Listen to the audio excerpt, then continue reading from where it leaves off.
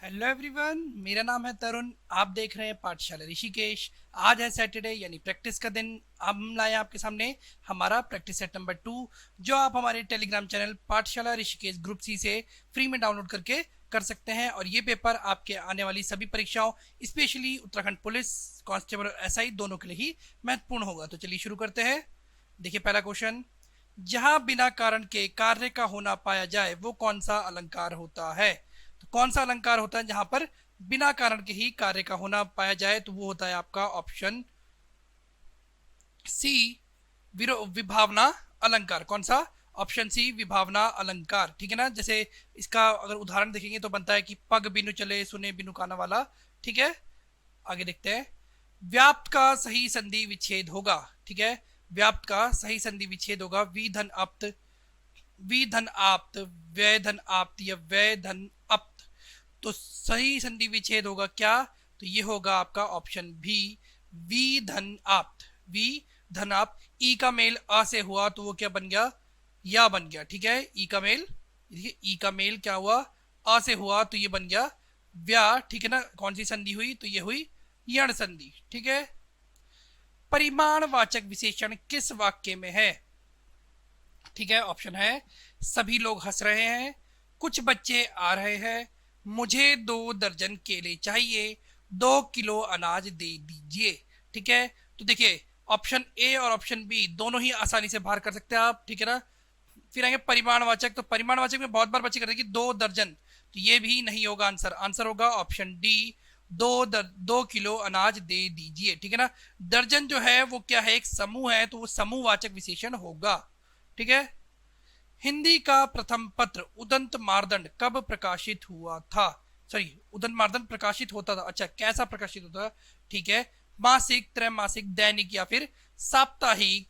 तो ये पत्र था आपका ऑप्शन डी, साप्ताहिक। ठीक है, साप्ताहिक प्रकाशित होता था। कब प्रकाशित हुआ? तो ये पहली बार प्रकाशित हुआ 30 मई 1826 को। ठीक है ना। करीबन 79 इसके संस्करण आए थे। ठीक है, 30 मई 1800। और 30 मई को हिंदी पत्रकारिता दिवस भी मनाया जाता है। ठीक है, कब? 30 मई को। ठीक है, और कौन थे इसके जो संपादक थे? तो वो थे पंडित जुगल किशोर, पंडित जुगल किशोर। ठीक है, पंडित जुगल किशोर। देखिए, अंकुर का पर्याय है यानी अंकुर का पर्यायवाची क्या होता है? तो अंकुर का पर्यायवाची होता है ऑप्शन सी आपका नवोदित यानी नया जन्मा हुआ। ठीक है, नवोदित। ठीक है। राजभाषा आयोग का गठन कब हुआ? 7 जून 1965, 7 जून 1970, 7 जून 1961 या 7 जून 1955? देखिए जून की तारीख है सारी। अगर आपको ईयर याद है तो आप इस क्वेश्चन को बहुत ही आसानी से कर पाएंगे। ठीक है, इसका आंसर बनेगा ऑप्शन डी, 7 जून 1955 को। सही कथन युगम का चयन कीजिए। ठीक है, कठोर बनकर भी सहृदय बनो, सरल वाक्य है। जिसने टोपी पहन पहन हो गई, जिसने टोपी पहन रखी थी वह बाबू कहाँ गया, मिश्र वाक्य। शशि गा रही है और नाच रही है, ये कैसा है? संयुक्त वाक्य। तो कौन सा गलत है या फिर उपर्युक्त सभी सही है? तीनों ही सही है। तो ये होगा ऑप्शन डी, तीनों उपर्युक्त सभी सही है। ठीक है। अगर देखिए अनुपस्थिति में उपसर्ग है, अनुपस्थिति में उपसर्ग क्या है? तो ये होगा आपका ऑप्शन ए, अन धन उपस्थिति बनेगा अनुपस्थिति। ठीक है ना, अन धन उपस्थिति। ठीक है। निम्नलिखित में पुल्लिंग शब्द है। तो देखिए, जब भी मैं पहले भी क्वेश्चन कराया है तो मैं ये बताता हूँ कि आपको अगर किसी भी शब्द में स्त्रीलिंग या पुल्लिंग ढूंढना है तो उसको किसी वाक्य में रख के देखिए। जैसे सभा स्थगित हो गई स्त्रीलिंग है। फौज आ रही है या फौज चली गई। सरकार गिर गई। ठीक है, सरकार बन गई। तो तीनों ही क्या है? स्त्रीलिंग है, ऑप्शन डी। कुटुंब बहुत बड़ा है, कुटुंब बहुत बड़ी नहीं है। तो कुटुंब क्या होगा? ऑप्शन डी आपका पुल्लिंग शब्द। हिंदी साहित्य में महाप्राण किसके लिए प्रयुक्त होता है? यानी किस लेखक को, किस रचनाकार को महाप्राण कहा जाता है? तो ये कहा जाता है आपका ऑप्शन ए, निराला जी को। विसल देव रासो, विसल देव रासो के लेखक हैं चंद्रबरदाई, नरपति, नालह, जगनिक या फिर नल सिंह। तो विसल देव रासो के लेखक हैं आपके ऑप्शन बी, नरपति नालह। ठीक है, बात करेंगे हम चंद बरदाई की, तो इन्होंने लिखी थी कौन सी? पृथ्वीराज रासो, पृथ्वीराज रासो। ठीक है, जगनिक की बात करेंगे तो इन्होंने लिखी थी परमाल रासो, परमाल, या बहुत जगह पे परिमल भी लिखा था, परमाल रासो। ठीक है, और बात करेंगे नल सिंह की, तो नल सिंह ने लिखी है विजयपाल रासो। कौन सी? विजयपाल रासो। ठीक है, ऐसी बहुत सारी 3-4 बुकें और भी हैं जिनके आगे रासो रासो शब्द का प्रयोग होता है, वो अभी आपको धीरे धीरे हम बताएंगे प्रैक्टिस सेट के माध्यम से। ठीक है, जौनसारी बोली निम्नलिखित में से किस वर्ग में आती है? तो जौनसारी बोली आती है आपके ऑप्शन ए, पश्चिमी पहाड़ी वर्ग में। ठीक है, ध्यान रखना है ये क्वेश्चन आपके हिंदी और आपके उत्तराखंड दोनों ही संदर्भ से, दोनों ही तरीके से इंपॉर्टेंट बनता है। परिश्रम करने वाला छात्र पास हो जाएगा। ठीक है, रेखांकित अंश में कौन सा पद बंद है? यानी परिश्रम करने वाला छात्र इसमें रेखांकित होगा, तो कौन सा होगा ये होगा ऑप्शन ए, संज्ञा पद बंद। ठीक है, वह सर्वनाम के किस भेद के अंतर्गत आता है? तो वह अंतर्गत आता है आपके अन्य पुरुष के। ठीक है, मैं क्या होता है? उत्तम पुरुष। ठीक है, आप मध्यम पुरुष, और वह अन्य पुरुष। ठीक है, निम्न में से कौन सा तुर्की भाषा का शब्द है? ठीक है, तुर्की भाषा का, तो तुर्की भाषा का शब्द है आपका ऑप्शन ए, कैंची। मैं आपको ट्रिक बता चुका हूं, उससे अगर आप करेंगे तो बहुत ही आसानी से ये होगा कि कुली बहादुर तुर्क बेगम की, कैंची चम्मच तोप तोपची की, ताश काबू बीवी खच्चर की, लाश सुराग दरोगा गनीमत की। ठीक है, बात करेंगे हम कमरा की, तो कमरा है पुर्तगाली शब्द। कमरा कैसा शब्द है? पुर्तगाली। ठीक है, रिक्शा की बात करेंगे तो रिक्शा जापानी शब्द से उत्पन्न हुआ है। ठीक है, बहुत जगह पर आपको ये फ्रेंच भी दिखेगा, तो ध्यान रखेंगे। और चाय, तो चाय जहां से आई यानी चीनी शब्द है चाय। उद्धृत का विलोम शब्द है, उद्धृत का विलोम। ठीक है, उद्धृत का विलोम होता है आपका ऑप्शन सी, सौम्य। उद्धृत मतलब होता है कठोर, एकदम थोड़ा ना टफ, और सौम्य मतलब नाजुक सा। ठीक है, तारीख शब्द है, तारीख कैसा शब्द है, मतलब किस भाषा का है?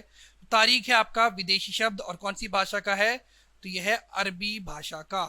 ठीक है, उपानह शब्द का क्या अर्थ है? उपानह मतलब ये क्वेश्चन एक बार एग्जाम में आ भी चुका है। उपानह शब्द का क्या अर्थ है? तो उपानह शब्द का अर्थ है आपका ऑप्शन ए, जूता। अनुभवी का विशेष्य है। ठीक है, तो एक होता है विशेषण, एक होता है विशेष्य, एक होता है प्रविशेषण। ठीक है, तो विशेष्य होता है जिसकी विशेषता बताई जाए, तो अनुभव की विशेषता बताई जाएगी कि अनुभवी, तो अनुभव इसका सही उत्तर होगा। निम्न में से डॉक्टर पीताम्बर दत्त बर्थवाल की रचना है। ठीक है, तो पीताम्बर दत्त बर्थवाल की रचना है छायावाद, सूफीमत साधना और साहित्य, नाथ संप्रदाय, हिंदी काव्य में निर्गुण संप्रदाय।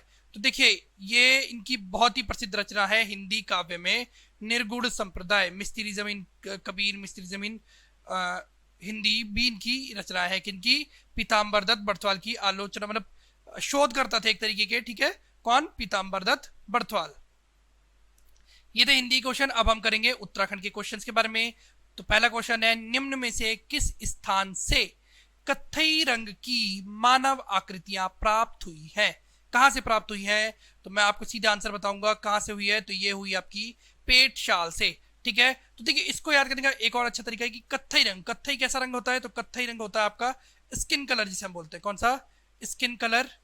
ठीक है, तो स्किन कलर, तो पेट का रंग भी कैसा होता है? स्किन का ही होगा। ठीक है, पेट शाल है कि, और अगर पेट शाल की बात करें तो पेट शाल भी किस नदी के किनारे है? सुयाल नदी के किनारे पड़ता है आपका पेट शाल। बाकी की बात करें तो कसार देवी की बात करें तो 14 नर्तकियों का सुंदर चित्रण मिला है आपसे। ठीक है, अल्मोड़ा में है कसार देवी। हुडली की बात करेंगे तो नीले रंग के शैल चित्र, नीले रंग के शैल चित्र। ठीक है, और फड़कानौली की बात करेंगे हम तो फड़कनौली है, फड़कानौली से 3 शैलाश्रय प्राप्त हुए। क्या हुए? शैलाश्रय। ठीक है, 3 शैलाश्रय प्राप्त हुए। और फड़कानौली और पेटशाल की जो खोज है वो किसने करी है? तो वो करी है यशोधर मठपाल ने। ठीक है, ऋषिकेश और कर्णप्रयाग के बीच रेलवे ट्रैक बनाने की योजना किसने बनाई थी? तो किसने बनाई थी? तो ये बनाई है आपकी ऑप्शन डी, जे एम क्ले ने। किसने? जे एम क्ले, ठीक है। बात करेंगे तो 125 मीटर, ओ सॉरी 125 किलोमीटर इसकी टोटल लंबाई है, ठीक है, जिसमें करीबन 105 किलोमीटर ये अंडरग्राउंड है, जिसमें 35 पुल और 17 सुरंग है, 35 पुल और 17 सुरंग है, ठीक है। और सबसे बड़ी है देवप्रयाग से माला छोली एक जगह है, एग्जैक्ट नाम याद नहीं आ रहा मुझे, वहां की जो सुरंग है वो सबसे लंबी है, ठीक है। और 2025 तक कह रहे हैं कि इसका काम पूरा हो जाएगा, 24 या 25 तक, ठीक है। 1843 ईस्वी में पौड़ी और गडोलिया में चाय बागानों की स्थापना किसने करी थी? तो किसने करी थी? तो ये करी थी आपकी कप्तान हेडोल्स्टन या हिडलस्टन, बहुत बार लिखा जाता है, हेडोल्स्टन भी होता है, हिडलस्टन भी, दोनों अलग अलग बुकों में अलग अलग थोड़ा बहुत नाम का फर्क मिलता है आपको, तो ध्यान रखना है, ठीक है। उत्तराखंड में अगर कहेंगे चाय की खेती का जन्मदाता किसे कहते हैं, तो वो कहते हैं आपका बिशप हैबर को, ठीक है। मतलब सर्वप्रथम चाय की खेती करी थी बिशप हैबर ने। मतलब जब अंग्रेज लोग यहाँ आए तो अंग्रेज लोगों ने देखा कि यहाँ की जो जमीन है वहां पर असम से भी अच्छी चाय हो सकती है, तो उन्होंने यहाँ पर बहुत सी पहले नर्सरियों में करे, सहारनपुर में लैब में टेस्टिंग करी, फिर अलग अलग चीज़ों से उन्होंने तरीका बनाया कि पौध अच्छी बनाएंगे, फिर पौध को लगाया, फिर बहुत अच्छी चाय हुई, फिर बहुत से अंग्रेज लोग यहाँ पर आए, उन्होंने अलग अलग जगहों पर जमीन लेकर शौकिया तौर पर भी चाय की खेती करी, ठीक है। ब्रह्म कमल किस ऊंचाई तक पाया जाता है? तो ब्रह्म कमल पाया जाता है आपका ऑप्शन ए 4800 से ऑप्शन बी होगा, ऑप्शन बी 4800 से 6000 मीटर तक की ऊंचाई पर पाया जाता है क्या? ब्रह्म कमल, ठीक है। ब्रह्म कमल की बात करेंगे तो ब्रह्म कमल का वैज्ञानिक नाम क्या है? सोसूरिया अबवेलेटा, अबवेलेटा, ठीक है। फिर बात करते हैं हम फेन कमल की, फेन कमल की, फेन कमल का वैज्ञानिक नाम है सोसूरिया, तो आता ही है, उस फेन कमल का नाम है सोसूरिया ग्रामो फिनेलिया, फिनेलिया, ठीक है। फिर बात करते हैं हम कस्तूरा कमल की, किसकी? कस्तूरा कमल, तो कस्तूरा कमल का वैज्ञानिक नाम है सोसूरिया के साथ ही ग्रासोफिफेरा, ग्रासोफिफेरा, ठीक है। ब्रह्म कमल को नेपाल में बोलते हैं टोप गोला, टोप गोला, कहां पर? नेपाल में, ठीक है। हिमाचल में क्या बोलते हैं? हिमाचल में दूधा फूल, दूधा फूल, ठीक है। और कश्मीर में क्या बोलते हैं? तो कश्मीर में बोलते हैं गलगल, क्या बोलते हैं? गल गल, ठीक है, कश्मीर में बोलते हैं गलगल। और भी बहुत सारी बात है, जैसे जुलाई से सितंबर के महीने में उगता है ब्रह्म कमल। 1982, कब? 1982 में डाक टिकट जारी हुआ, ठीक है, 1982 में डाक टिकट जारी हुआ था। नंदा का प्रिय पुष्प कहा जाता है, नंदाष्टमी के दिन तोड़ने का बहुत महत्व होता है। ब्रह्म कमल को शिव जी को चढ़ाया जाता है फूल, ठीक है। बैंगनी रंग का होता है मोस्टली ब्रह्म कमल, ठीक है। उत्तराखंड राज्य का देशांतरीय विस्तार कितना है? तो देखिए ये पृथ्वी है, एक होता है अक्षांश और एक होता है देशांतर, ठीक है। तो हमारा जो उत्तराखंड है वो भी किसी देशांतर में आता है, तो देशांतरीय विस्तार कितना है? तो ये है आपका ऑप्शन 77 डिग्री, ठीक है जी। तो ये ऑप्शन ए 77 डिग्री 34 मिनट से 81 डिग्री 02 मिनट तक क्या है? देशांतरीय विस्तार। हम बात करेंगे अगर अक्षांशीय विस्तार की, किसकी? अक्षांशीय विस्तार, ठीक है। तो अक्षांशीय विस्तार है आपका 28 डिग्री 43 मिनट से 31 डिग्री 27 मिनट तक, 28 डिग्री 41 मिनट से 31 डिग्री 27 मिनट तक क्या है? अक्षांशीय विस्तार है। 2001-11 के लिए किन दो जिलों ने नकारात्मक दशकीय विकास दर्ज की है? ठीक है, मतलब कोई 10 साल में कोई भी वृद्धि नहीं हुई, तो ये है आपके ऑप्शन बी अल्मोड़ा और पौड़ी गढ़वाल, ठीक है। हिप्पी आंदोलन किस मंदिर से प्रसिद्ध हुआ? तो हिप्पी आंदोलन प्रसिद्ध हुआ था आपका कसार देवी मंदिर से। हिप्पी किसे कहा जाता है नॉर्मली? तो कुछ विदेशी लोग जो थोड़ा मतलब ढीले ढाले से कपड़े पहनकर थोड़ा अलग ही तरीके, अलग ही माहौल में रहते हैं, ठीक है, मतलब समझ रहे होंगे आप, जिस तरीके से कि घूमते रहते हैं आवाराओं की तरह थोड़ा बहुत, उन्हें हिप्पी नाम दिया जाता है, ठीक है ना। 1960 से 70 के बीच हिप्पी आंदोलन चला था, 1960 से 70 के बीच, 60 में शुरू हुआ था, 70 तक हिप्पी आंदोलन चला था, ठीक है ना। अल्मोड़ा के कसार देवी मंदिर में ये शुरू हुआ था, मतलब यहाँ पर कह सकते हैं मीटिंग करी लोगों ने और कहा कि अब से हिप्पियों को यहाँ से भगाया जाएगा, ठीक है। मैकाटोली हिमनद किस जिले में स्थित है? तो मैकाटोली हिमनद मैकाटोली है स्थित आपका ऑप्शन ए बागेश्वर में, ठीक है। बागेश्वर में और कौन कौन से हैं? तो बागेश्वर में आपका पिंडारी, ठीक है, और हीरामणि, हीरामणि, कफनी, कफनी, ठीक है, और समसू या शंभू, ठीक है। समसू या शंभू नाम के ग्लेशियर है कहा? बागेश्वर में। पावलगढ़ संरक्षण रिजर्व कब स्थापित किया गया था? तो पावलगढ़ संरक्षण रिजर्व स्थापित किया गया था आपका 2012 में, ठीक है। 4 संरक्षण रिजर्व जगह है हमारे यहाँ पर, ठीक है। उनमें से एक है पावलगढ़ संरक्षण रिजर्व जो हुआ था 2012 में स्थापित, ठीक है। उत्तराखंड में high altitude plant physiology research centre कहाँ स्थित है? ठीक है, तो ये स्थित है आपका ऑप्शन बी श्रीनगर। तो देखिए अब इंग्लिश में नाम आया high altitude plant physiology research centre, आपने गलत आंसर दे दिया याद होने के बावजूद। क्यों?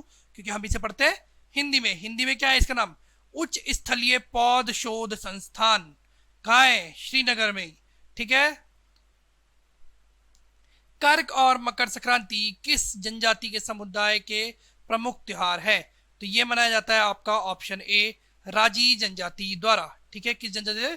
राजी जनजाति द्वारा। चरियो आभूषण शरीर के किस अंग में पहना जाता है? तो चरियो पहना जाता है आपके गले में या गर्दन में, ऑप्शन बी इसका सही उत्तर होगा, ठीक है। चरियो मैंने आपको पहले बताया कि खाना चरना, मतलब खाना, तो खाना जाएगा तो कहां से? गले से, ठीक है।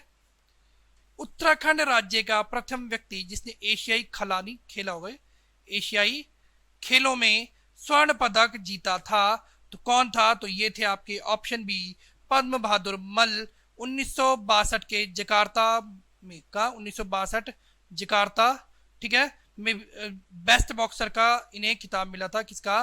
बेस्ट बॉक्सर का, ठीक है, बेस्ट बॉक्सर का खिताब मिला था। साथ ही साथ साइंटिफिक बॉक्सिंग का जन्मदाता भी इन्हें माना जाता है, किसे? पद्म बहादुर मल्ल को, ठीक है। और अर्जुन अवार्ड मिला इन्हें कब? 2013 में, 2013 में अर्जुन अवार्ड मिला है, ठीक है, 2013 में। कोहिनूर का हीरा पुस्तक के लेखक कौन है? तो कोहिनूर का हीरा पुस्तक लिखी गई है हमारे गोविंद वल्लभ पंत जी द्वारा, ठीक है, कोहिनूर का हीरा। चंद्रप्रभा ऐतवाल को अर्जुन पुरस्कार कब मिला? तो अर्जुन पुरस्कार मिला था इन्हें 1981 में, ठीक है, और 1990 में इन्हें मिला क्या? पद्मश्री, पद्मश्री, ठीक है। और 2009 में, कब? 2009 में इन्हें मिला तेंजिंग नॉर्गे, तेंजिंग नॉर्गे पुरस्कार, ठीक है। दयारा बुग्याल को कह सकते हैं आप विश्व मानचित्र पर कौन लाया था? तो वो लाई थी चंद्रप्रभा ऐतवाल, पर्वतारोही है, ठीक है, चंद्रप्रभा ऐतवाल। उत्तराखंड के किन जिलों में मैग्नेसाइट प्रमुख रूप से पाया जाता है? तो किन जिलों में पाया जाता है? तो ये पाया जाता है आपका बागेश्वर, चमोली और पिथौरागढ़, ठीक है। थराली चमोली जिले में स्थित देवल सारी हाइड्रो इलेक्ट्रिक प्रोजेक्ट किसकी योजना है? एनटीपीसी, एनएचपीसी, टीएचडीसी या एसजेवीएनएल? तो ये परियोजना है आपकी, याद रखेंगे, एसजेवीएनएल की, ठीक है। ये ऐसा क्वेश्चन है कि हर किसी को जल्दी से नहीं आता है, तो आज ही आप इस क्वेश्चन को याद करें। एग्जाम में आ गया तो आपके लिए बहुत अच्छा होगा, आप कई हजार बच्चों से एक साथ ही आगे निकल चुके होंगे। मेधावी छात्रों की मदद के लिए पूर्व राज्यपाल सुदर्शन अग्रवाल के मार्गदर्शन, सुदर्शन अग्रवाल हमारे दूसरे राज्यपाल, ठीक है, मार्गदर्शन में कौन सा फाउंडेशन स्थापित किया गया था? ठीक है, तो कौन सा किया गया था? तो ये किया गया था आपका ऑप्शन ए हिम ज्योति मेधावी छात्रों के लिए है, ये आपको क्वेश्चन में पता चल गया।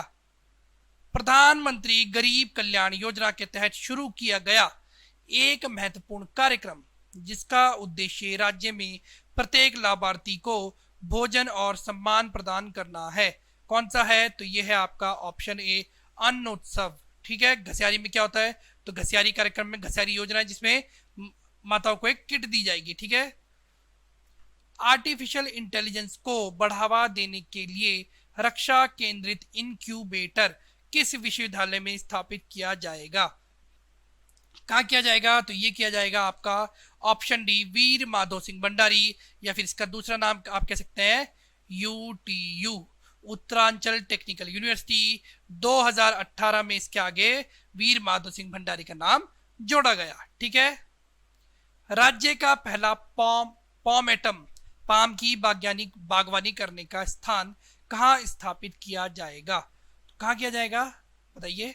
तो ये किया जाएगा आपका ऑप्शन सी, नैनीताल में। ठीक है। गढ़वाल जिले की 10वीं सेटलमेंट रिपोर्ट किसने तैयार की थी? ठीक है ना, किसने तैयार की थी? तो ये करी थी आपकी ऑप्शन सी, ई के पौने। किसने? ई के पौने। फसल कटाई में टिहरी रियासत के अंतर्गत जमींदार के हिस्से को कहते थे, तो क्या कहते थे? तो ये कहते थे आपका ऑप्शन डी, तिहाड़। क्या कहते थे? तिहाड़ कहा जाता था। ठीक है ना। और हाँ ठीक है, तिहाड़ कहा जाता था। मतलब आप ऐसे याद करेंगे कि जमींदार क्या है, जमींदार ने जेल जैसा बना रखा है, तो तिहाड़ एक जेल का नाम है, आप सबको पता ही होगा, तो याद रखेंगे। ठीक है। उत्तराखंड में सिविल वनों पर किसका नियंत्रण होता है? तो उत्तराखंड में सिविल वनों पर नियंत्रण होता है आपके ऑप्शन ए, जिलाधिकारी का। ठीक है, यानी डीएम का। देखिए अगला क्वेश्चन, निम्नलिखित नदियों में से किस नदी के उद्गम क्षेत्र में सर्वाधिक हिमानियां अवस्थित है? तो ये अवस्थित है आपकी ऑप्शन सी, अलकनंदा के उद्गम में सबसे ज्यादा क्या है? ग्लेशियर्स है, हिमानीय। मुगल और चांद नहीं हुए, चंद होगा। ठीक है ना। चंद वंश के संबंध को किस पुस्तक में वर्णित किया गया है? तो किस में किया गया है? तो ये किया गया आपका ऑप्शन ए, जहांगीरनामा में। निम्नलिखित में से कौन सा युगम गलत है? ठीक है। बिष्टी देवी स्वतंत्रता सेनानी, दीपा देवी सामाजिक कार्यकर्ता, गौरा देवी पर्यावरण समर्थक, तुलसी देवी राजनीतिक कार्यकर्ता। तो ऑप्शन डी गलत होगा। तुलसी देवी भी क्या थी? स्वतंत्रता सेनानी। ठीक है ना, स्वतंत्रता सेनानी या फिर कह सकते हैं आंदोलनकारी थी, लेकिन राजनीतिक कार्यकर्ता तो बिल्कुल भी नहीं थी। तो ऑप्शन डी इसका सही उत्तर होगा। निम्नलिखित में से किसने गोरखाओं से कुमाऊं का शासन वापस लिया था? तो किसने लिया था? तो ये लिया था ई गार्डनर ने। गार्डनर और बमशा के बीच हुई थी कौन सी? संगोली की संधि, गार्डनर और बमशा के बीच में 1815 में। निम्नलिखित में से कौन सा युगम गलत है? ठीक है, वन्यजीव विहार और जनपद है। गोविंद, उत्तरकाशी, अस्कोट, पिथौरागढ़, बिनसर, अल्मोड़ा, सोना, चमोली। तो ऑप्शन डी गलत है। सोना नदी कहाँ है? तो सोना नदी है आपका पौड़ी में। ठीक है। बात कर लेते हैं इनके स्थापना की। तो गोविंद की स्थापना हुई थी 1955 में। ठीक है। अस्कोट की हुई 1986 में। विंसर की बात करेंगे, विंसर की स्थापना हुई 1988 में, और सोना नदी की स्थापना हुई 1987 में। ठीक है। क्षेत्रफल की बात करेंगे तो गोविंद का क्षेत्रफल है 485। ठीक है। अस्कोट की बात करेंगे तो अस्कोट का क्षेत्रफल है 599 बहुत जगह पर, या फिर 600। ठीक है, 599 या 600। और अगर विंसर की बात करेंगे तो यह है 47.07, ये तो याद रखना आपको एग्जैक्ट। ठीक है। और सोना नदी की बात करेंगे तो 301 दशमलव कुछ है। ठीक है। तो 301 याद रखना है आपको कि सोना 301 रुपए का सोना चढ़ा रहे हैं। ठीक है, ऐसे ध्यान रखना है। गढ़वाल क्षेत्र के किस स्थान पर 1843 में पहली चाय फैक्ट्री स्थापित की गई थी? तो देखिए अगर आपने अवेयरनेस होगी तो अभी आंसर आसानी से दे पाएंगे। तो ये की गई थी कहाँ? ऑप्शन बी, गडोली में। ऑप्शन बी, गडोली में। ब्रिटिश गढ़वाल में जिला प्रशासन किसके अधीन था? तो ब्रिटिश गढ़वाल में भी अधीन था जिलाधीश के। निम्नलिखित में से कौन सा उत्तराखंड का एक कृषि उपकरण नहीं है? तो कौन सा नहीं है? तो ये है आपका ऑप्शन डी, करबोजा। ठीक है। कुटला, हल और माया होता है। माया कैसा हल होता है ये आप ढूंढेंगे। ठीक है ना, मतलब कैसा उपकरण होता है। उत्तराखंड की प्रसिद्ध नंदा राज्य 2014 में किस अवधि के दौरान हुई? तो किस अवधि के दौरान हुई? तो ये हुई थी 17 अगस्त से 7 सितंबर तक। तो आप कैसे याद करेंगे इसे? देखिए 15 अगस्त हुआ, 15 अगस्त के दिन आपने परमिशन मांगी किसकी? आपने घर से बोला कि हम 15 अगस्त में गणतंत्र स्वतंत्रता दिवस मनाकर और नंदा राज्य यात्रा पर जाएंगे। तो 17 को 16 को आपने पैकिंग करी, 17 को आप निकल गए। और अब आप कब आए? तो आप आए टीचर डे के बाद, शिक्षक दिवस के बाद, यानी 5 सितंबर को शिक्षक डे है और 7 सितंबर के 2 दिन, यानी 15 अगस्त के 2 दिन बाद निकले और शिक्षक दिवस के 2 दिन बाद आप आए, कहीं कहीं पे आपको ये 16 मिलेगा, तो इतना है नहीं, 17 ज्यादा फैक्चुअल डेट है। ठीक है, उत्तराखंड का कौन सा मंदिर सर्वोच्च न्यायालय के नाम से लोकप्रिय है? बहुत ही इजी क्वेश्चन। तो यह है चितई, गोलू देवता का चितई का मंदिर अल्मोड़ा। ठीक है, न्याय सर्वोच्च न्यायालय न्याय के देवता कहा जाता है। उत्तराखंड के किस मार्ग पर ओम पर्वत स्थित है? तो कौन से मार्ग पर है? तो यह है आपका मालपा सरोवर। ठीक है, ओम पर्वत तो पिथौरागढ़ में है, वहीं से मानसरोवर की यात्रा भी जाती है, तो मालपा मानसरोवर मार्ग पर पड़ता है क्या? ओम पर्वत। ठीक है, अगला आता है निम्नलिखित का मिलान करें। ठीक है जी, सतोपंथ, तो सतोपंथ, अच्छा ठीक है, सतोपंथ से कौन सी नदी निकलती है? तो सतोपंथ से निकलती है आपकी कौन सी? अलकनंदा। मिलम से निकलती है गौरीगंगा। गौमुख से निकलती है भागीरथी। सबसे पहले आपको लिखना है सबसे इजी कौन सा है? गौमुख। गौमुख से निकलती है भागीरथी, यानी सी का 4। ठीक है, तो सी का 4 कहां पर है? किस ऑप्शन में सी का 4? तो सी का 4 एक ही ऑप्शन में, देखिए बताइए, बहुत अच्छा बनाया गया है। तो ऑप्शन सी इसका सही आंसर होगा, 2 3 4 1। क्या? 2 3 4 1। ठीक है, इसका सही उत्तर होगा। ये थे उत्तराखंड और हिंदी क्वेश्चन। इसके आगे क्वेश्चन आपको जीएस वाले सर बताएंगे। धन्यवाद। हेलो एवरीवन, स्वागत है आपका पाठशाला ऋषिकेश के यूट्यूब चैनल पर। जो उत्तराखंड का 100 क्वेश्चन का प्रैक्टिस सेट है जो फ्री अवेलेबल है टेलीग्राम चैनल पर, उसके 100 क्वेश्चन में हम करने जा रहे हैं जीएस के बचे 40 क्वेश्चन, रीजनिंग के भी। तो आइए शुरुआत करते हैं पहले क्वेश्चन के साथ। इतिहास से ये पहला क्वेश्चन है आपके सामने। एशियाटिक सोसाइटी ऑफ बंगाल के संस्थापक थे। इनमें से एशियाटिक सोसाइटी ऑफ बंगाल के संस्थापक कौन थे? एक एक क्वेश्चन को आप नोट करते चलेंगे ताकि आपको चीजें समझ आ जाएं। 1784 में Asiatic society of Bengal establish की गई। अंग्रेजों के जमाने की बात है, सर विलियम जॉन्स ने इसको किया था एस्टेब्लिश। उम्मीद है आपको समझ आएगा। आगे देखिए, हंटर कमीशन की रिपोर्ट में विकास पर जोर दिया गया।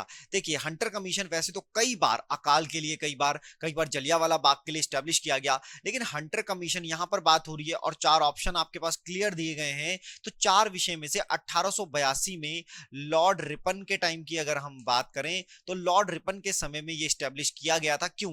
बालिकाओं की शिक्षाओं को, उच्च शिक्षा को, प्राथमिक शिक्षा को या तकनीकी शिक्षा को, ध्यान देना, प्राथमिक शिक्षा के लिए क्या किया गया था? हंटर कमीशन बनाया गया था। कब? 1882 में। ठीक है, अगर मैं बात करूं कि उच्च शिक्षा के लिए, तो जरा याद करना, वुड डिस्पैच। क्या याद करेंगे?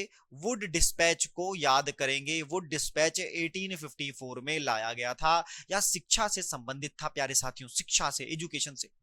अगला क्वेश्चन देखिए, इतिहास पढ़ते समय हम कई बार भारतीय राष्ट्रीय आंदोलन को पढ़ते हैं। 1885 में भारतीय राष्ट्रीय कांग्रेस की स्थापना के समय गवर्नर जनरल कौन था? हम बात कर रहे हैं 1885 का, वो टाइम पीरियड जब भारतीय राष्ट्रीय कांग्रेस की स्थापना की गई थी। और सवाल पूछा गया है कि उस समय पर भारत का गवर्नर जनरल, या मैं इसको यूं कह दूं कि वायसराय कौन था? क्या समझे आप?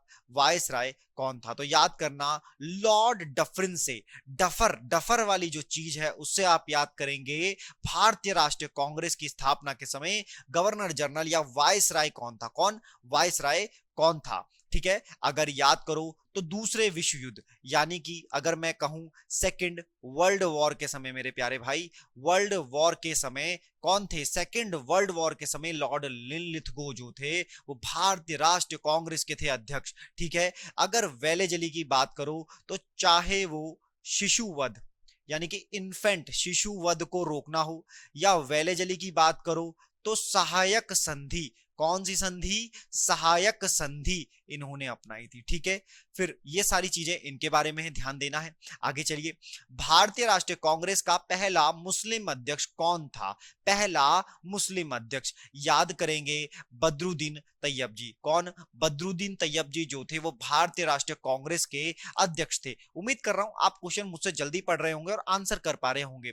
1887 में मद्रास अधिवेशन, कहां का अधिवेशन है? मद्रास का। कौन कर रहे हैं? बदरुद्दीन तैयब जी। अगर अबुल कलाम आजाद की बात की जाए तो ये तो सबसे युवा अध्यक्ष थे साथी। क्या? सबसे युवा अध्यक्ष थे। ऐसे इसको पढ़ करके याद कर लेना। मोहम्मद अली जिन्ना मुस्लिम लीग से जुड़े हुए थे, याद रखनी है बात। आगे चलते हैं, बात चल पड़ी है फिनिक्स फार्म कहां है? फिनिक्स फार्म, जैसे कई लोग ये नाम पढ़ेंगे बोलेंगे ये कहां से सवाल टपक आया, तो याद दो, महात्मा गांधी। महात्मा गांधी अपने आप में एक इतिहास और युग समेटे हुए व्यक्ति जो पहुंचे थे 1891 में कहा बोलोगे? अफ्रीका गए थे। क्या करने गए थे अफ्रीका? क्या लॉ की डिग्री लेने गए थे? नहीं, लॉ की डिग्री तो इन्होंने इंग्लैंड से ली थी। अफ्रीका ये गए थे दादा अब्दुल्ला का केस, एक व्यापारी का केस लड़ने के लिए ये गए थे 1891 में अफ्रीका। ठीक है मेरे भाई। वहां इन्होंने फिनिक्स फार्म बनाया 1904 में। तो कह दोगे डरबन, दक्षिण अफ्रीका। याद है, उम्मीद है तुम्हें ये समझ आया होगा। अगला क्वेश्चन देखो, महात्मा गांधी ने भारत में अपना पहला जन भाषण कहां दिया था? किसने? महात्मा गांधी ने। अभी आपने देखा कि महात्मा गांधी अफ्रीका गए थे, तो लौटे तो कब? घर वापसी इनकी हुई 1915। प्यार से बच्चे 9 जनवरी भी आप याद करोगे, 1915 में इनकी घर वापसी हुई। और घर वापसी के बाद इन्हें पहली बार लोगों को संबोधित करने का मौका कब मिला? क्या तुम चंपारण समझ रहे हो? तो ये गलत हो जाएगा। हम बताएंगे तुम्हें वाराणसी। वाराणसी में बात है 1916 की, और बनारस हिंदू विश्वविद्यालय का उद्घाटन समारोह हो रहा था पंडित मदन मोहन मालवीय द्वारा। तो उन्होंने इनको बुलाया था, और वहीं वाराणसी में ही पहली बार गांधी जी ने लोगों को संबोधित किया था। आगे करते हैं, जय जवान जय किसान का नारा किसने दिया? जय जवान जय किसान का नारा किसने दिया? तो समय याद करो, 65 का भारत पाक युद्ध, और इसी समय पर हमारे द्वारा हरित क्रांति की शुरुआत। तो कोई भी भूखा ना सोए, सुरक्षा देगा जवान, अन्न देगा किसान। मेरे भाई, जय जवान जय किसान का नारा दिया था लाल बहादुर शास्त्री ने। किन्होंने? लाल बहादुर शास्त्री ने। और लाल बहादुर शास्त्री हमारे सेकंड प्राइम मिनिस्टर थे। ये बात आपको याद रखनी है। अगला है 68 क्वेश्चन, श्रीमद् भगवत गीता रहस्य के लेखक कौन थे? तो कोई ऐसा मासूम बच्चा ना हो जो ये ढूंढ रहा हो कि ऐसा श्रीमद् भगवत गीता है तो हम श्री कृष्ण ढूंढे। नहीं, ये गीता रहस्य है। इसको किसने लिखा था? तो याद करो, गरम दल, उग्रवादी व्यक्ति, उग्रवादी हैं, गरम दल से संबंधित हैं, और अब भारतीय अशांति के जनक हैं। भारतीय अशांति के जनक के नाम से इतिहास इन्हें जानता है ना। ये हैं बाल गंगाधर तिलक। कौन है? बाल गंगाधर तिलक। ये हैं, इन्होंने लिखा था श्रीमद् भगवद गीता रहस्य अशांति के जनक के नाम से। इन्होंने केसरी और मराठा जैसी पत्र पत्रिकाएं भी चलाई थी। ध्यान रहेगा, उम्मीद करता हूं याद रखेंगे। गोपाल कृष्ण गोखले 1905 में क्या किया था इन्होंने बनाई थी सर्वेंट्स ऑफ इंडिया सोसाइटी। इन्होंने बनाई थी। यहां तक आपको क्लियर होगा और अभी आनंद आएगा। बहुत क्वेश्चन ऐसे हैं एग्जाम में आने लायक, एग्जाम में आते हैं ये क्वेश्चन और बुकों में होते हैं। ध्यान से पढ़ो, आपकी प्रैक्टिस अच्छी होगी। क्वेश्चन देखिए, निम्नलिखित में से कौन poverty and un British rule in India का लेखक है? एग्जामिनर का एक फेवरेट क्वेश्चन है। अंग्रेजों ने जब भारत को लूटा तो धन का निष्कासन सिद्धांत, किसका? धन का निष्कासन सिद्धांत किसने दिया था? तो दादा भाई, किन्होंने? दादा भाई नौरोजी ने दिया था। और इन्हीं को हम कहते हैं, इन्होंने ये जो सिद्धांत दिया था, ये सिद्धांत इन्होंने जिस बुक में दिया था उसका नाम था poverty and un British rule in India. याद रहेंगे। और ये भी याद रखें, धन का निष्कासन सिद्धांत किसने दिया था। आगे चलते हैं। मुसलमानों के लिए पृथक राष्ट्र का विचार दिया था। मुसलमानों के लिए पृथक राष्ट्र का विचार दिया था किसने? पृथक राष्ट्र मतलब अलग से मुसलमानों के लिए, जो पाकिस्तान की मांग थी। हालांकि तब पाकिस्तान शब्द नहीं, दो राष्ट्र का सिद्धांत भी इसको कहते हैं, दो राष्ट्र का। तो जरा याद करो, है ना, याद करो। सारे जहां से अच्छा किसने गाया था? किसने कहा था? सारे जहां से अच्छा हिंदुस्तान हमारा। बिल्कुल। तो इन्होंने ही दो स्थान यानी कि दो राष्ट्र का सिद्धांत दिया, मोहम्मद इकबाल ने। ये बात थोड़ी गहरी है। 1930 में हुआ था इलाहाबाद का अधिवेशन, यह अधिवेशन मुस्लिम लीग का था साथियों, मुस्लिम लीग का, भारतीय राष्ट्रीय कांग्रेस का नहीं। अगर आपने थोड़ा भी पढ़ा है तो इस क्वेश्चन की गहराई को तुम बहुत प्यार से समझ पाओगे। सर मोहम्मद इकबाल ने जिन्होंने कहा था सारे जहां से हिंदुस्तान हमारा, सारे जहां से अच्छा हिंदुस्तान हमारा, इन्होंने ही दो राष्ट्र का सिद्धांत दिया था।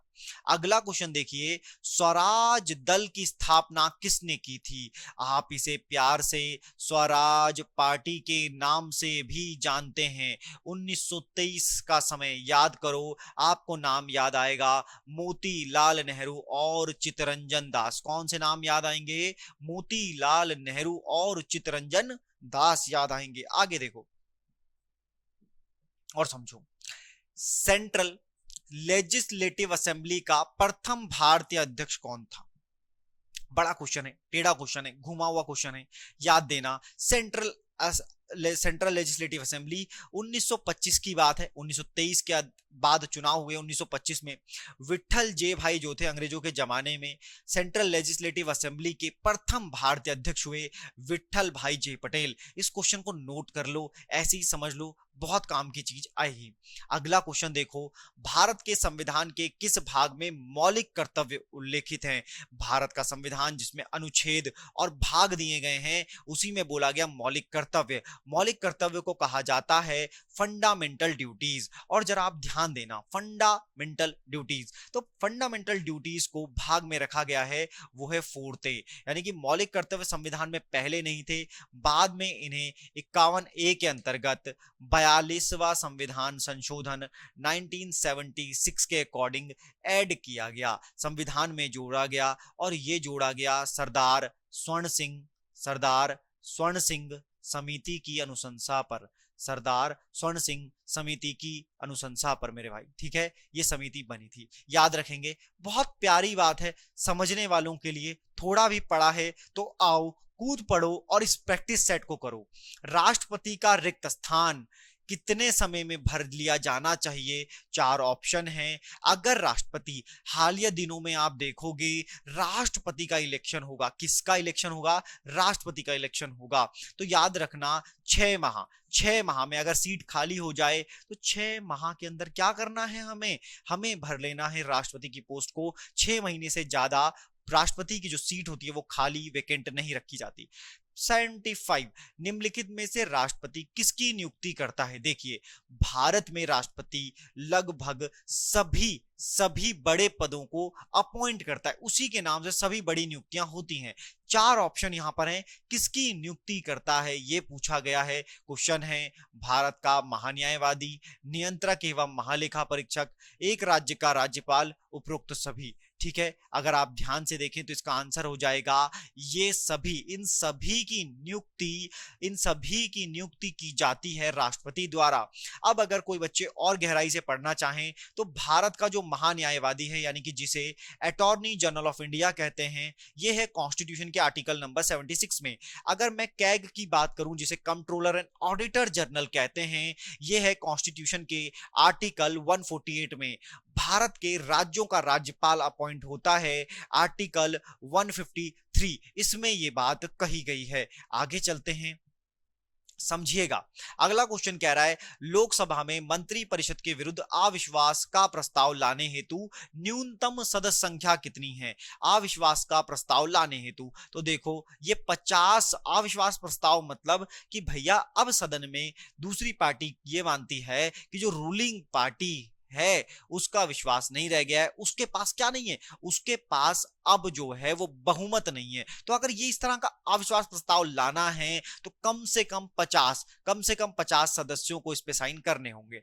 अगला क्वेश्चन देखो, सर्वोच्च न्यायालय का न्यायाधीश अपने पद से त्याग पत्र किसको लिखकर दे सकता है? सर्वोच्च न्यायालय का न्यायाधीश अपने पद से त्याग पत्र किसको लिख करके दे सकता है? सर्वोच्च न्यायालय, सुप्रीम कोर्ट के न्यायाधीश। अगर मैं बात करूं कि वर्तमान समय में चीफ जस्टिस ऑफ इंडिया कौन है, 48 नंबर के हैं, नाम है एनवी रमन्ना। कौन है? एनवी रमन्ना। ये कौन है? हमारे चीफ जस्टिस ऑफ इंडिया है प्यारे साथियों। अब बात समझना, प्रधानमंत्री, राष्ट्रपति, विधि मंत्री और भारत के न्यायवादी अगर सर्वोच्च न्यायालय के चीफ जस्टिस या जस्टिस को या किसी भी जस्टिस को अगर इस्तीफा देना है तो उन्हें इस्तीफा देते समय संबोधन करना पड़ेगा राष्ट्रपति महोदय को, कहना पड़ेगा राष्ट्रपति महोदय हमारी इच्छा है कि हम किसी कारणवश हम अपना पद छोड़ रहे हैं, ऐसा कहकर वो त्यागपत्र दे सकते हैं। समझना बात को। निम्न में से किसकी नियुक्ति राज्य का राज्यपाल नहीं करता? राज्य का राज्यपाल नहीं करता। अभी हमने इससे पहले राष्ट्रपति पढ़ा था, अब मैं बात कर रहा हूं कि राज्य का राज्यपाल भी राज्य के अंदर कई सारी अपॉइंटमेंट करता है। यहां पर राज्य का राज्यपाल किसकी अपॉइंटमेंट नहीं करता ये पूछा गया है। क्या वो मुख्यमंत्री करता है? बिल्कुल। सदस्य राज्य लोक सेवा आयोग? बिल्कुल। उच्च न्यायालय के न्यायाधीश या महाधिवक्ता? तो देखो इन सब की, बाकी सबकी करता है, लेकिन अगर हम बोलें उच्च न्यायालय का न्यायाधीश तो इनकी अपॉइंटमेंट वो व्यक्ति नहीं करता। समझ रहे हैं? उम्मीद है आपको बात आएगी अब प्यार से समझ में। भारतीय संविधान के अंतर्गत कितने प्रकार के आपातकाल की सोच है? यानी कि भारत का संविधान भारत में कितने प्रकार के आपातकाल लगाने की बात करता है? कितने प्रकार के आपातकाल लगाने की बात करता है? तो देखो भारत का जो आर्टिकल है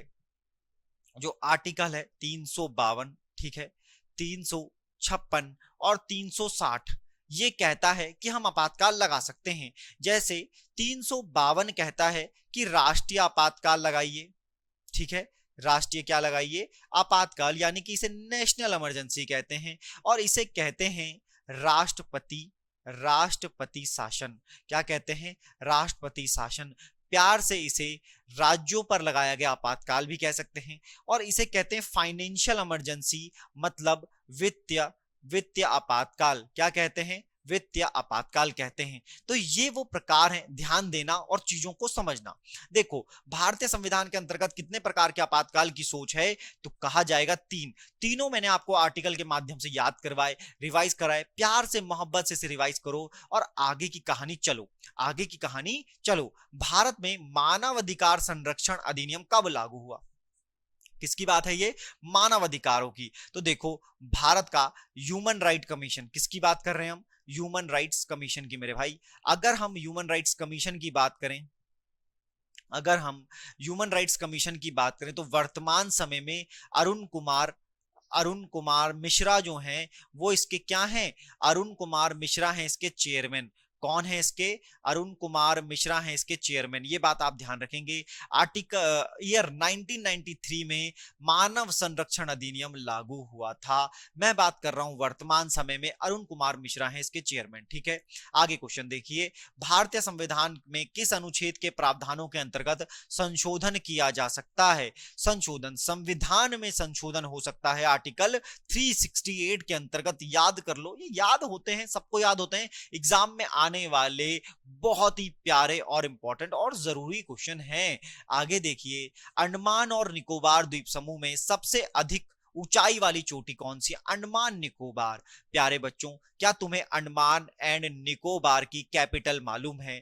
प्यार से कहते हैं इसको पोर्ट ब्लेयर। क्या कहते हैं? प्यार से पोर्ट ब्लेयर कहते हैं। यह है अंडमान निकोबार की कैपिटल।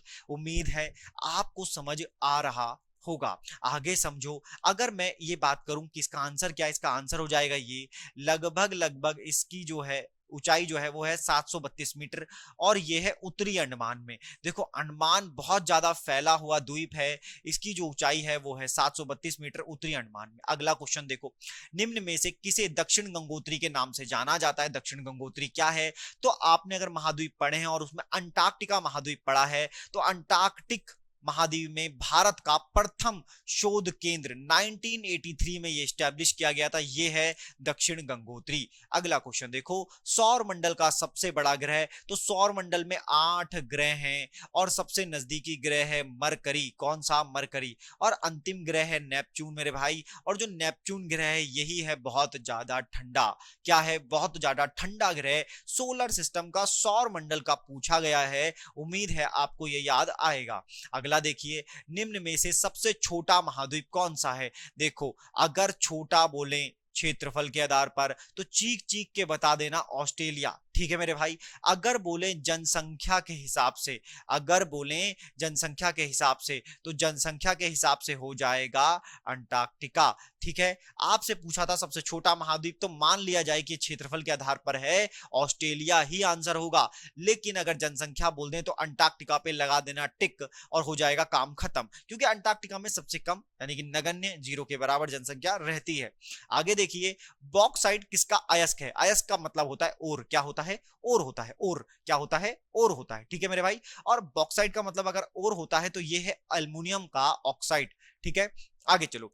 अपवाह क्षेत्र ड्रेनेज एरिया की दृष्टि से जो विश्व की सबसे लंबी नदी है, ड्रेनेज का मतलब होता है जिसके पास सबसे ज्यादा वॉल्यूम में पानी है, वॉल्यूम में बड़ा पानी है, ज्यादा पानी है वो। देखो, सामान्य जो नील नदी है उसकी लंबाई ज्यादा है, उसकी लंबाई ज्यादा है। ठीक है, लेकिन ये इसका आंसर नहीं है, इसका आंसर जो है वो है करेक्ट, ये पानी के वॉल्यूम, इसे बोलते हैं अपवाह क्षेत्र। देखो, कोई नदी जा रही है, अगर कोई नदी जा रही है, मान लो कोई नदी इस प्रकार से बह रही है। ठीक है, अब उस पर बहुत सारी नदियां अगर आकर के मिल रही हैं तो सीधी सी बात है कि वो नदी फैलती चली जाएगी, और इधर से भी कुछ नदियां मिल रही, तो ये जो पूरी नदी है, अब इसके बराबर कोई लंबी नदी है, लेकिन वो सिर्फ लंबी है, वो इतनी फैली हुई नदी नहीं है। तो ये जो नदी है ये है अमेजोन नदी मेरे भाई, ये ध्यान रखना है, अमेजन इसको कहेंगे।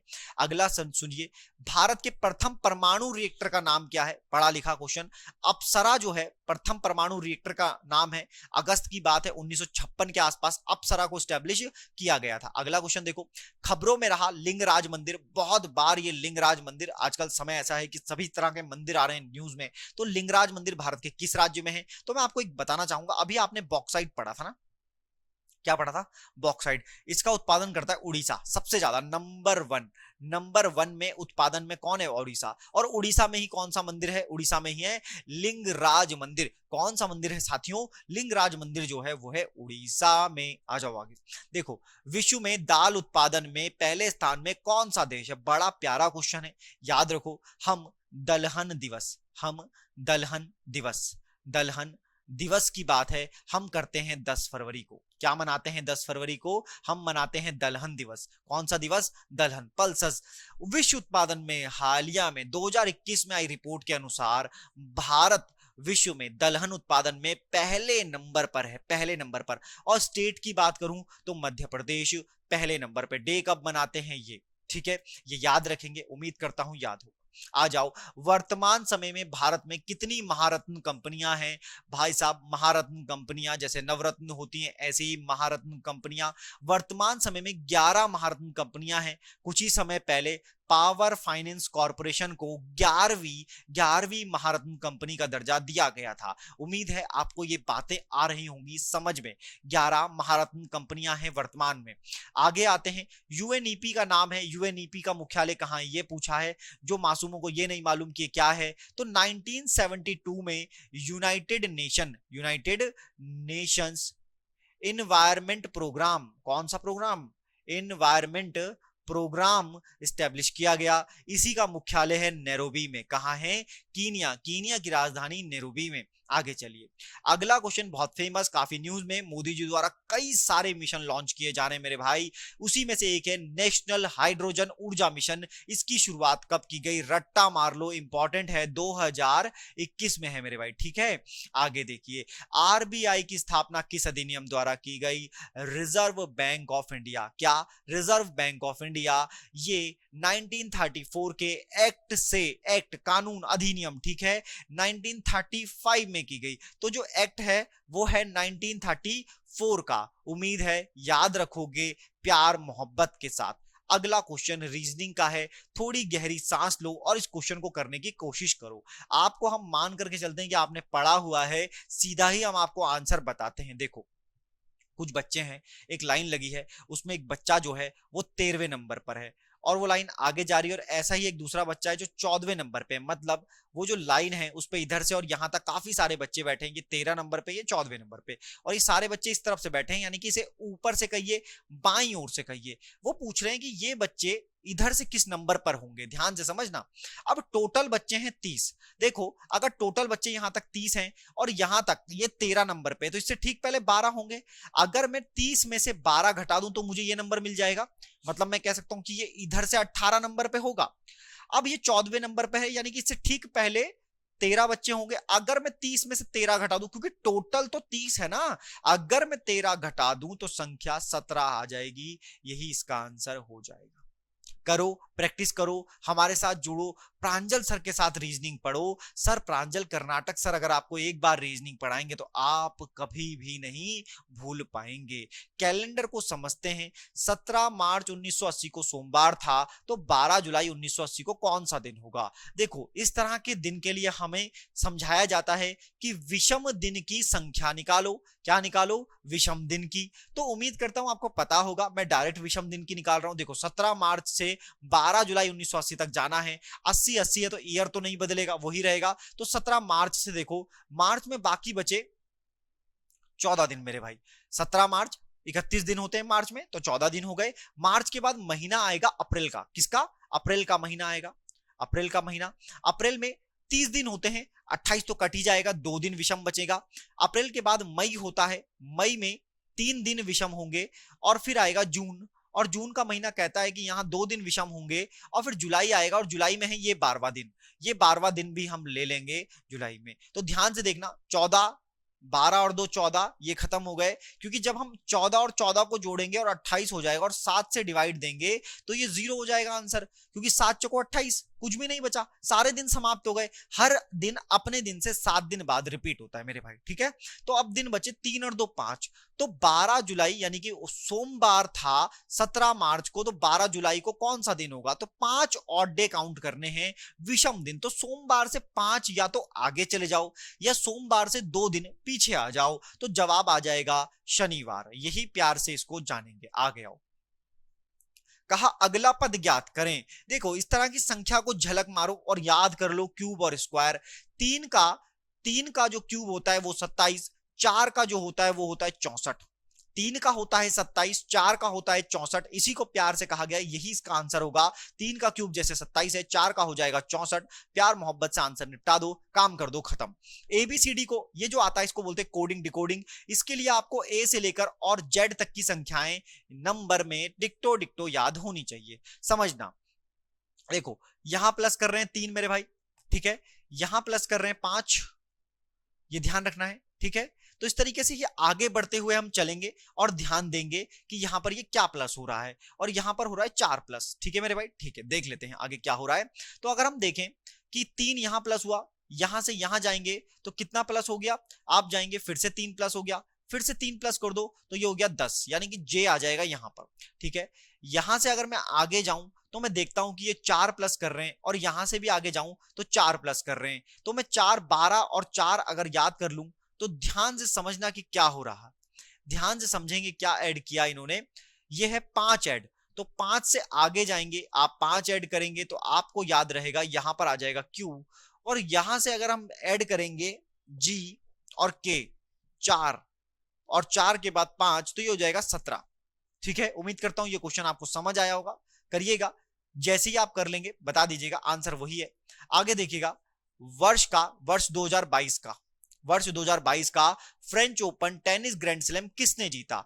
वर्ष 2022 का French open tennis grand slam किसने जीता? यह है आज का सवाल। ओपन टेनिस ग्रैंड स्लैम कौन सा? फ्रेंच ग्रैंड स्लैम की बात करें तो इसको लाल बजरी में खेला जाता है, रेड कोर्ट में खेला जाता है। राफेल नडाल ने हालिया दिनों में 14वीं बार ये जीता है। राफेल नडाल कहां के हैं? स्पेन के हैं। उन्होंने किसको हराया? कैस्पर रुड को हराया। ये हारे हैं भाई। तो लाल बजरी का बादशाह राफेल नडाल ने फ्रेंच ओपन टेनिस टूर्नामेंट जीत लिया है। ये थे 100 जबरदस्त क्वेश्चन जो उत्तराखंड पुलिस के एग्जाम में आपकी मदद करेंगे।